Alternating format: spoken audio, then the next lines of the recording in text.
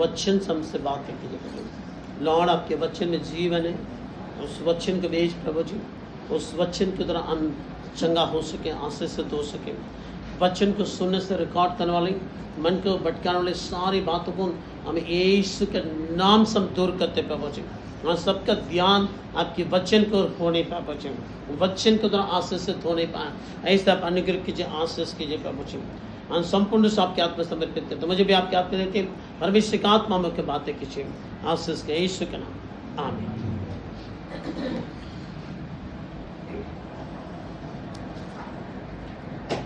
व्यवस्थारण की पुस्तक उसका 28 अध्याय, व्यवस्थारण उसका 28 का 12 पद। ஏற்ற காலத்தில் உன் தேசத்திலே மழை பெய்யும், நீ கையிட்டு செய்யும் வேலைகளை எல்லாம் ஆசீர்வதிக்கும். கர்த்தர் உனக்கு தமது நல்ல பொக்கிஷசாலியாக வானத்தை திறப்பார். நீ அநேக ஜாதிகளுக்கு கடன் கொடுப்பாய், நீயும் கடன் வாங்காതെ இருப்பாய். यहोवा तेरे लिए अपनी आकाश रूपी उत्तम भंडार को खोलकर तेरी भूमि पर समय पर नहीं बरसाया करेगा और तेरे सारे कामों पर आशीष देगा और तू बहुत ही जातियों को उधार देगा, परंतु किसी से तुझे उधार लेना ना पड़ेगा। हाँ, परमेश्वर का वचन कहता है कि परमेश्वर तेरे लिए अपने आकाश पे उत्तम भंडार को खोल के क्या करेगा, आशीष करेगा। उस उत्तम भंडार में सब प्रकार का आशीष समझ पड़ेगा, है ना। उसमें सारे आशीष है। उसमें एक आशीष क्या है, चंगाई भी है ना। चंगाई की भी आशीष उस उत्तम भंडार में है। जब उस उत्तम भंडार को परमेश्वर खोलेगा, वो चंगाई की आशीष भी हम पाएंगे, मसीह में प्रेम। इसलिए यीशु मसीह वो आपके हमारे रोगों को अपने पर उठा लिया कहते हैं ना। इसलिए वचन में लिखा है, आप पढ़िएगा यशायाह की पुस्तक में, यशायाह 53 का 5 यशायाह 53 का उसका 5 पद। நம்முடைய மீறுதல் நிமித்தம் அவர் காயப்பட்டு, நம்முடைய அக்கிரம நிமித்தம் அவர் நொறுக்கப்பட்டார். நமக்கு சமாதானத்தை உண்டு பண்ணும் ஆக்கினை அவர் மேல் வந்தது, அவருடைய தழும்புகளால் குணமாகிறோம். परंतु वह हमारे ही अपराधों के कारण घायल किया गया, वह हमारे अधर्मों के कामों के कारण कुचला गया, हमारी शांति के लिए उस पर ताड़ना पड़े, उसके कोड़े खाने से हम चंगे हो जाएं। हमारी शांति के लिए उस पर क्या पड़ी, ताड़ना पड़ी, उसके खोड़े खाने से हम चंगे होते हैं, मसीह प्रेम, है ना। वो बीमारी जो आता है हम लोग के जीवन में बेचैनी को लेकर आता है, बीमारी जो आता है हमारे जीवन में अशांति को लेकर आता है, बीमारी जो आता है हमारे जीवन को गरीबी में लेकर चले जाता है, बीमारी जो आता है हमें कर्जदार बना देता है, बीमारी जो आता है वो हमारे जीवन की सारी खुशियों को छीन लेता है, मसीह में प्रेम। इसलिए हम लोग को जीवन में वो कहता है कि शांति के लिए उनको पर ताड़ना पड़ा।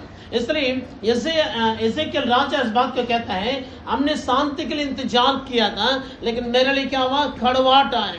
इसलिए बीमारी एक बहुत बड़ा खड़वाट है, ताकि हमारे जीवन में वो शांति को खत्म कर देता, हमारे जीवन में वो आनंद को खत्म हो जाता। मसीह प्रेम, कोई भी बीमार व्यक्ति का अगर आप पूछेंगे, वो आनंदित नहीं रह सकता। कोई भी बीमार व्यक्ति यदि बिस्तर में पड़ा हुआ है ना, लंबे समय से बीमार के बिस्तर में पड़ा हुआ है, वो ना खा पा रहे, ना सो पा रहे, ना चल पा रहे, ऐसे बीमार व्यक्ति के पास से यदि आप जाएंगे, वहाँ क्या है, पूछेंगे क्या आप आनंदित हैं इस बीमार के बिस्तर में पड़ के, वो क्या बोलेंगे, हम आनंदित हैं। कोई आनंदित नहीं रह सकता। मसले एक छोटा सा बुखार आ जाता, लंबे समय के हम बुखार में पड़े रहते तो हम बहुत दुखित हो जाते हैं, हम कोई काम नहीं करना चाहते, हम किसी से बात नहीं करना चाहते, हमें अच्छा नहीं लगता है, हमारे वो शरीर में वो बीमारी आने के क्या हमारे जीवन के सारे जो आनंद खत्म कर देता है। इसलिए परमेश्वर ने आपके लिए, हमारे लिए शांति के लिए वो ताड़ना उसके ऊपर पड़ा है, हमारे रोग को अपने ऊपर उठा लिया है, ताकि हम उस दुख में आंसू में रहते हैं, हमारे जीवन में शांति देने के लिए। मसीह इसलिए ऐसे क्या राजा वो कहता है कि मैंने शांति के लिए इंतजार किया है, लेकिन बड़ा खड़वाट है। आप उस वचन को पढ़ दीजिए, आप पढ़ेंगे, हाँ इसे क्या था,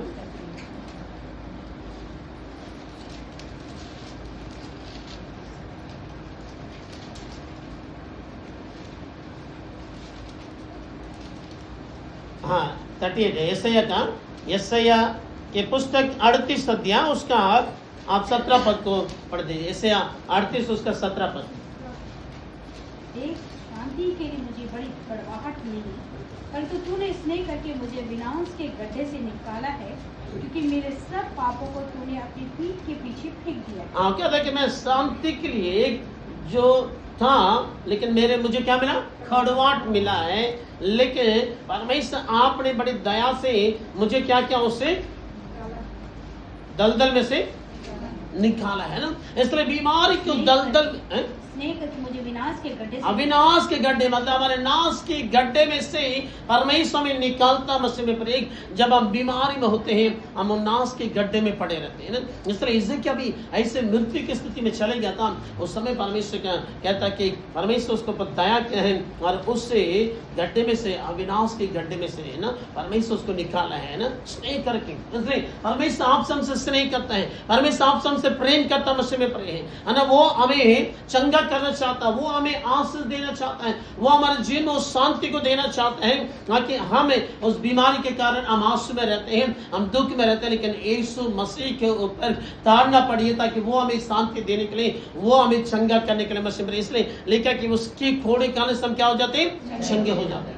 इसलिए उससे आकार स्वरूप उस भंडार को जब खोलता है तो परमेश्वर को चंगाई आता है, परमेश्वर के वो आशीष होता है। मसीह में प्रेम, इसलिए वो हमारे लिए वो दुख उठाया, वो हमारे लिए खोड़े खाए।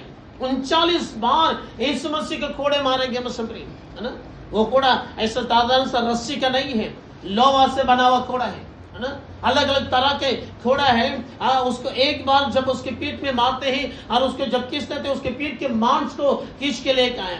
इसलिए वचन में लिखा कि जैसे जमीन में हल जोतने से वो जमीन जैसे हो जाता है, तो वैसे ही यीशु मसीह का जो शरीर पीठ हो गया था ताकि हल जोतने के बाद जैसे होता वैसे इतना उसके शरीर को कायल किया गया। मसीह प्रेम है ना, इतना उसका शरीर को तोड़ा गया ताकि आपके हमारे शरीर की वो बीमारी से चंगा पाने के लिए, आपको हमें वो शांति देने के लिए मसीह प्रेम वो अपने सारे दुखों को अपने ऊपर उठा लिया। मसीह प्रेम, इसलिए यीशु मसीह आपसे हमसे प्रेम करने के कारण, कोई किसी के प्रति यदि प्रेम नहीं है हम उसके लिए दुख नहीं उठा सकते है ना। किसी के प्रति हमारे अंदर में यदि प्रेम नहीं है हम उसके लिए कोई काम नहीं कर सकते, उसके लिए कोई भी हमें कष्ट को नहीं उठा सकते। मसीह प्रेम, लेकिन जिसके प्रति हमारे अंदर वो प्रेम रहेगा उसके लिए कोई भी कष्ट को हम सहने के लिए तैयार हो जाते हैं, हम किसी भी काम करने के लिए तैयार हो जाते हैं। लेकिन यीशु मसीह आपसे हमसे इतना प्रेम किया है कि उसने कलवारी क्रूस पर अपने आप को बलिदान होने के लिए दे दिया है। उसका शरीर इतना घायल किया, इतना घायल किया, वचन कहता कि वो चुपचाप सह लिया। मसीह प्रेम, एक आग तक भी नहीं किया बोलता है वचन क्या कि वो एक आवाज तक नहीं निकाला है, वो सब कुछ उसने चुपचाप से सह लिया ताकि उस प्रेम के कारण। मसीह में प्रेम, वो यीशु मसीह आपसे हमसे प्रेम करने के कारण वो सारे दुखों को सह लिया है ताकि आप और हम उस दुख से छुटकारा पाए, आप और हम उस दुख से आजाद हो जाएं, आप और हम उस चंगाई को पालें, हम आशीष हो जाए। इसलिए वो यीशु मसीह आपके लिए हमारे इतना दुख उठाए। मसीह प्रेम है ना, उस प्रेम को आप स्मरण करके देखें है ना।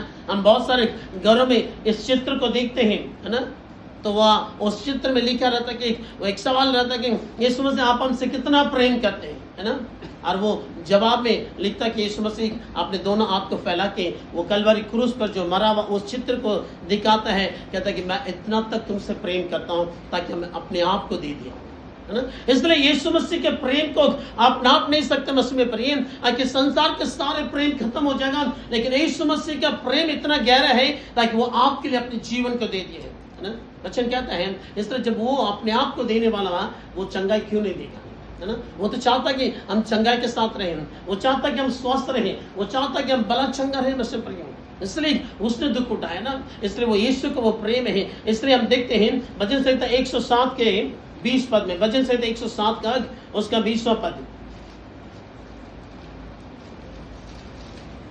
भजन संहिता 107 107:20। वह अपने वचन के द्वारा उनको चंगा करता और जिस गड्ढे में वे पड़े उसे निकालता है। हाँ, लिखा कि वो अपने बच्चों के भेज तो उसे चंगा करता है। जिस गड्ढे में पड़े हैं, उस बीमारी के गड्ढे में जो पड़े हैं, उस गड्ढे में से उसको निकालता। मसीह में प्रेम, वो वचन में जीवन है।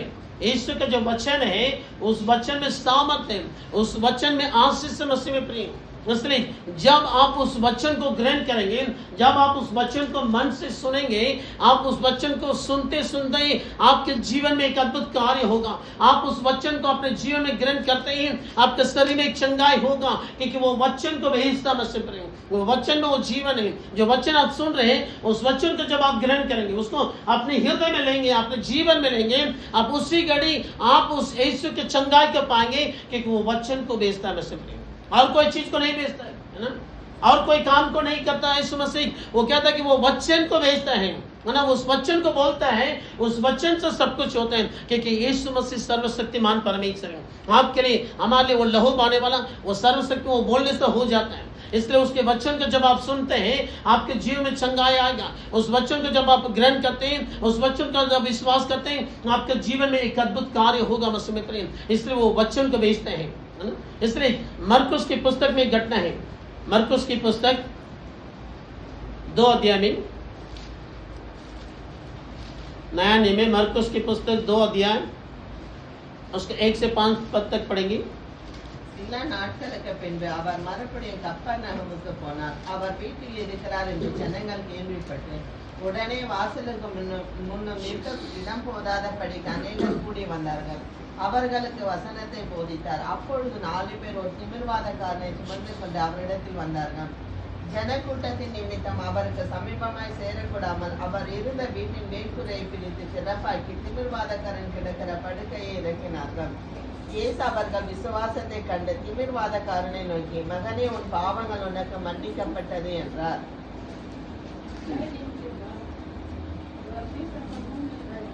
यीशु मसीह जब कफरनहूम में आया, और एक घर में वो लोगों को वचन सुना रहे थे, वहां पर इतने लोग इकट्ठे थे, वो द्वार के पास भी अंदर जाने के, उस द्वार जो है वहां पर भी जगह नहीं थी। वो लोग वचन सुना रहे थे। सोचिए, हमने कहा ना वचन को भेजता है, इसलिए यहाँ पर भी यीशु मसीह जब इस पृथ्वी में थे, सब लोगों को क्या करते थे? वचन सुना रहे थे। मसीह में वचन सुनाते थे, उसके बाद उनको चंगाई करते थे, उनको छुटकारा देते थे। वचन कहता कि प्रेरित 10:38 में यीशु मसीह सारे जो शैतान के सताए लोग को छुटकारा देते थे और बीमार लोग को चंगा करते चलते थे। इसलिए यहाँ पर भी यीशु मसीह वचन सुना रहे थे।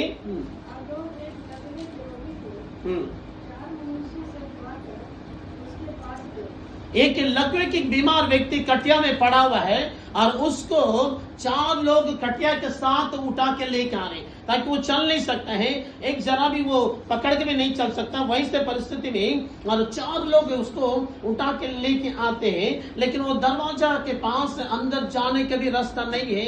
तब वो क्या करते हैं?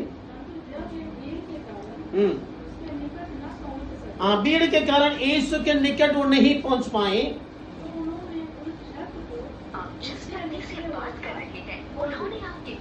जिस घर में होते यीशु मसीह, उसने क्या कर दिया? वो छत को खोल दिया।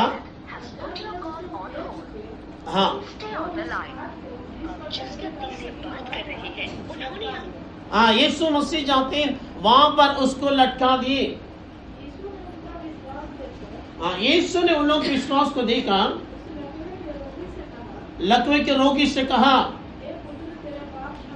ये पुत्र तेरा पाप क्षमा हुए। वो लकवे की बीमार व्यक्ति है, उसको खटिया में लोग उठा के लेकर आते हैं, एक जरा भी चल नहीं सकता है, और उसको वो ऊपर से छत को खोल के अंदर यीशु जहाँ है उसके सामने में उस खटिया को उठाते हैं, और वो यीशु उसको देखता है ना। वो आया बीमार व्यक्ति, लकवे के बीमार व्यक्ति चल नहीं पाता है, उसको यीशु मसीह कहता है कि तुम्हारा पाप की आवाज छंगा हुआ है, तुम्हारा पाप क्षमा हुआ है ना। और यहाँ पर लोग बोलने लगे कि अरे ये कौन है पाप को क्षमा करने वाला, है ना? क्योंकि यीशु मसीह उसके बात को बोलता है कि उसके जीवन में ये बीमारी पाप के कारण आया है ना। इसलिए बीमारी कभी कभी पाप के कारण आता है, जब हम पाप करते न समय पर है, और कुछ श्राप के कारण आता है, जो पूर्वजों का जो काम है, पूर्वजों का जो श्राप है, वो हमारे जीवन में पीछा करता है, जिसके कारण से हमारे जीवन में वो बीमारी आता है। इसलिए ये व्यक्ति ने जो पाप किया, इसीलिए यीशु को पता मसीह में प्रेम। भले आप सोचते हैं कि हमने जो गलती किया किसी को नहीं पता है, है ना। पास्टर को नहीं पता है, हमें नहीं पता है, लेकिन यीशु मसीह को पता है। यीशु मसीह के पास जब भी जैसे भी आते हैं वो उसको पता है। इसलिए ये व्यक्ति को 4 लोग उठा के ला रहे थे। उन लोग सोच रहे थे कि लकवा बीमार व्यक्ति है, वो चल नहीं सकता है, इसको हम यीशु के पास ले जाएंगे, चंगा करेगा। लेकिन यीशु उसको देखते के साथ बोलता कि तुमने क्या किया, पाप के तुम्हारा पाप क्षमा हुआ है ना। ये कोई बोला नहीं कि ये पाप किया है, वो व्यक्ति भी नहीं बोला कि हमने कुछ गलती किया, लेकिन देखते के साथ यीशु समझ गए। इसलिए मसीह में यदि आपके जीवन में यदि कोई गलती है, आपके जीवन में यदि कोई पाप है, जब तक आप उस काम को नहीं छोड़ेंगे, उसके लिए पश्चाताप नहीं करेंगे, यीशु मसीह आपको चंगा नहीं दे सकते। भले पास्टर को नहीं पता आप क्या गलती कर रहे हैं, आप बोले कि हमारे लिए प्रार्थना कर दो, है ना, हम भी आपके लिए प्रार्थना करेंगे, चंगाई के लिए प्रार्थना करेंगे, लेकिन आपको चंगा नहीं होगा, है ना, जब तक आप उस पाप से छुटकारा नहीं पाएंगे। इसलिए पहले हमें पाप के लिए पश्चाताप करना पड़ेगा। पाप से यदि छुटकारा हो जाएगा, यदि वो बीमारी पाप के कारण है, तो तुरंत वो क्या हो जाएगा, चंगा हो जाएगा, तुरंत हम ठीक हो जाएंगे। इसलिए ये व्यक्ति को यीशु कहता है कि तुम्हारे पाप क्षमा हुआ। वहां के लोग भी आश्चर्य हो गया कि अरे ये तो लकवा बीमार व्यक्ति है, इसको चलाना छोड़ के यीशु मसीह बोल रहा है कि पाप क्षमा हुआ है ना। तब यीशु मसीह उसके बाद वो बोलता है, आप आगे पढ़िए, हिंदी में पढ़िएगा 10 और 11 पद। परंतु इससे तुम जान लो कि मनुष्य के पुत्र को पृथ्वी पर पाप क्षमा करने का भी अधिकार, मनुष्य के पुत्र को इस पृथ्वी पर पाप की क्षमा करने का अधिकार है। उसने उस लकवे के रोगी से कहा, मैं तुझसे कहता हूँ, उठ अपनी खाट उठाकर चला जा। वह उठा और तुरंत खाट उठाकर जब यीशु मसीह उसके पाप को क्षमा कर दिया, उसके बाद उसे कहता है कि तुम उठो, अपनी काट उठा के चलो। और जैसे ही यीशु ने बोला है ना, उसके शब्दों में सामर्थ्य है, उसके वचन में सामर्थ्य है, और तुरंत वो व्यक्ति उठा और तुरंत खाट उठाकर सबके सामने से निकल कर चला गया। सबके सामने से निकल के चला गया। जो काट में उसको 4 लोग उठा के लाए थे, काट सहित उठा के लाए थे, लेकिन अब वो व्यक्ति अपने से उठा और अपने खटिया को भी उठा के क्या कर रहा है, चल रहा। मसीह में प्रेम, सारे लोग देख के क्या हो गए, इस पर सब चकित हुए, सब चकित हुए, परमेश्वर की बड़ाई करके कहने लगे, हमने ऐसा कभी नहीं देखा। परमेश्वर को महिमा करने लगा, हालेलुया। और सोचो कि वो उठा और चलने लगा क्योंकि उसके पाप क्षमा हुआ। इसलिए कभी कभी हम लोग के जीवन में उस पाप के कारण वो बीमारी हमारे जीवन में आते हैं। हम कितना भी प्रार्थना करते हैं, कितना जगह भी जाते हैं, कितने लोग से भी प्रार्थना करते हैं, तो वो बीमारी से हमको क्या नहीं होता, चंगा नहीं होता। एक व्यक्ति जो चोरी किया है, परमेश्वर के कलीसिया से, परमेश्वर की अमल से उस पैसा को चोरी किया है ना। और उस दिन परमेश्वर के बच्चे ने उससे बात किया वाले कि तुम परमेश्वर की चीजों को चोरी करेगा, परमेश्वर का दंड तुम्हारे ऊपर आएगा। उस वचन को सुनने के बाद भी उस दिन भी उसने क्या किया, वो चोरी किया, है ना, परमेश्वर के पैसा को चोरी किया। और उसे एक अपने जो कॉलर यहाँ पर जो है ना, इस बटन के अंदर में घुसा लेता था, है ना। वो जब गिनता, बहुत बड़ा कलीसिया है, इतना हजारों लोग हैं, और वहां पर जब आना तो उसको जब गिनने लगता है, और उसमें उस धीरे से क्या करता है, बड़ा बड़ा नोट सब रोल करके वो अपने इसे क्या करते हैं, इसको शर्ट के अंदर घुसा लेता है ना। वो हमेशा ऐसे ही करता था, लेकिन परमेश्वर जानता है। इसलिए उस दिन परमेश्वर जो सेवक आए थे, उसके द्वारा इस बात को बोले थे कि तुम जो गलत कर रहे हैं परमेश्वर की चीजों पर, तुम्हें दंड होगा, है ना, मन पिरा लो। लेकिन सुनने के बाद भी नहीं मन पिराया। मसीह कई लोग इतना अपने मन को कठोर कर देते, सोचते कि अरे किसी को तो पता नहीं हम जो कर रहे हैं, है ना, हम जैसे चाहते हैं वैसा हम करते रहेंगे। लेकिन परमेश्वर को सब पता है। परमेश्वर हमारे मौका देता है, परमेश्वर हमारे समय देता है, ताकि हम मन फिराएं, ताकि हमारे जीवन में उस गलती को छोड़ दें, हम उस पाप को छोड़ दें। लेकिन अगर हम डिटाई करेंगे, यदि हम मन नहीं फिराएंगे, तो हमारे जीवन में वो पाप जो बीमारी को लेकर आता, वो पाप हमारे जीवन में बीमारी को लेकर आएगा। उसके बाद हम कितना भी प्रार्थना करेंगे तो वो ठीक नहीं हो सकता, है ना। इसलिए वो व्यक्ति वो क्या करता था, हमेशा जाता था और घर में जाकर वो जैसे ही शर्ट खोलेगा और जितना जो बड़ा बड़ा नोट था वो सारे पैसे, जबकि बहुत उच्च पद में काम करता हूँ, बहुत उच्च पद में, सरकारी नौकरी, बड़ा उच्च पद में है, इतना पैसा उसके पास में, फिर भी पैसा का लोभ है। उसके पत्नी भी बहुत अच्छा एक उच्च पद में वो काम करती है, है ना। वो इस तरह का उस दिन भी सोचा कि हर समय हम जैसे निकालते हैं वैसे उस दिन भी हम क्या करेंगे, इस रुपया को निकालेंगे करके जैसे ही उसने क्या किया, ऐसे किया आंख को, वो आंख वैसे को वैसे रहेगी। उसके बाद आंख मुड़ा ही नहीं है, वो वैसे को वैसे सीधा रह गया, है ना, वैसे रह गया। उसके बाद कितना कोशिश कर रहा है डॉक्टर के पास जा रहा है, क्या क्या एक्सरसाइज कर रहा है, कोशिश कर, डॉक्टर कितना कोशिश कर रहा है, कुछ भी नहीं हो रहा है ना? वो परेशान हो गया, है ना, ये क्या हो गया, है ना।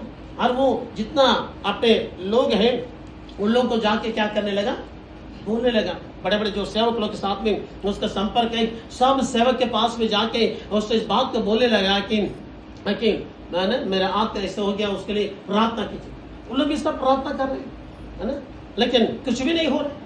बड़े बड़े सेवक के पास जाके प्रार्थना कर रहे हैं लेकिन कुछ भी नहीं हो रहा है ना।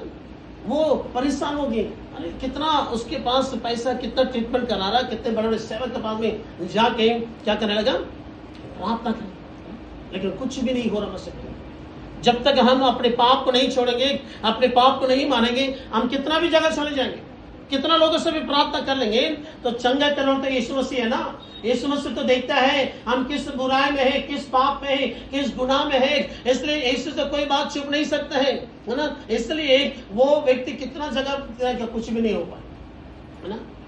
तो लास्ट में उस सेवक के पास में गया, जिस सेवक ने उस दिन उसके लिए क्या किया था, प्रचार किया था, है ना, उसके पास में गया, मेरा हाथ ऐसे से, तो बोला कि तुमने परमेश्वर के पैसा का चोरी किया था, तो परमेश्वर उसको बताया था।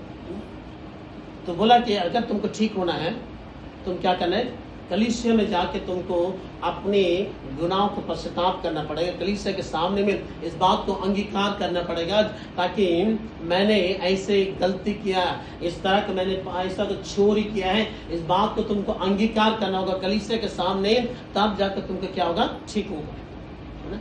लेकिन वो व्यक्ति तो बहुत बड़ा आदमी है, बहुत बड़ा उसका इज्जत है ना, बड़ा उच्च पद में काम करता है कलीसिया में, सब लोग सोचते हैं कि बहुत बड़ा व्यक्ति है, इतना साल से इतना इज्जत के साथ रहने वाला, कैसे जाके आप बात को अंगीकार करें। वो गुस्सा हो गया उस सेवक से, बोले कि अरे आप बोलने से क्या होगा, हम बहुत बड़े बड़े और भी सेवक लोग हैं, मेरे लिए क्या करेगा, प्रार्थना करेगा, है ना। वो चला गया गुस्सा से, उस बात को मानने के लिए तैयार नहीं था, है ना।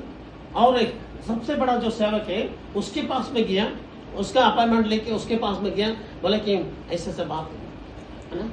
तो उसने भी प्रार्थना किया, बोले कि उस सेवक जो बोला है वो सही बोला है, उस बात का आप मानेगा तभी आपको ठीक हो सकता है। हम प्रार्थना करने से कुछ नहीं है ना।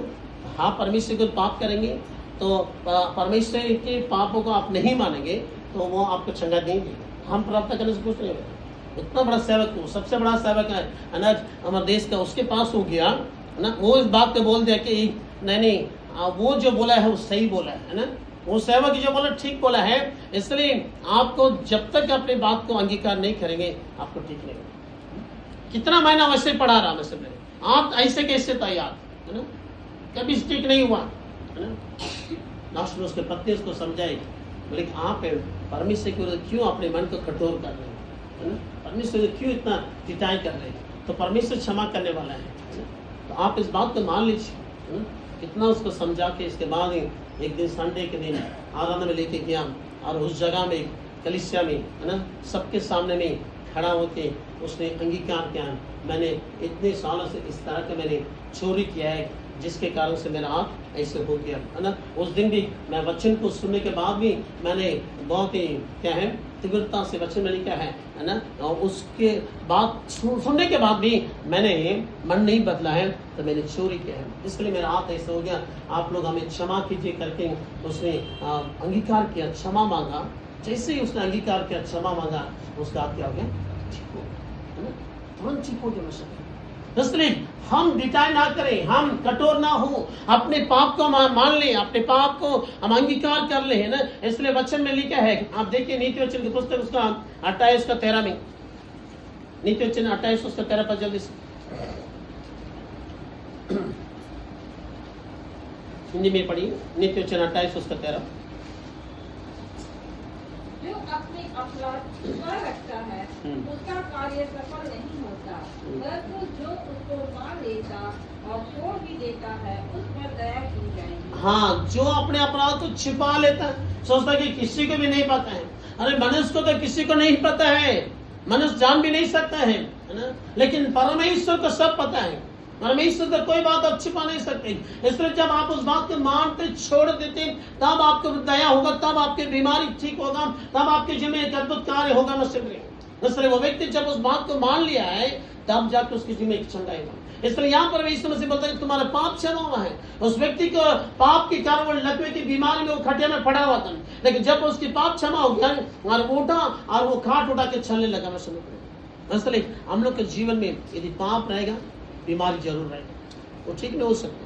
इसको जब मानेंगे तब हमारे लिए वो चंगाई होगा। दूसरा बात जो है, लूका की पुस्तक का 13 अध्याय में, लूका 13 अध्याय उसके 11 से 13 पद तक के पढ़ेंगे।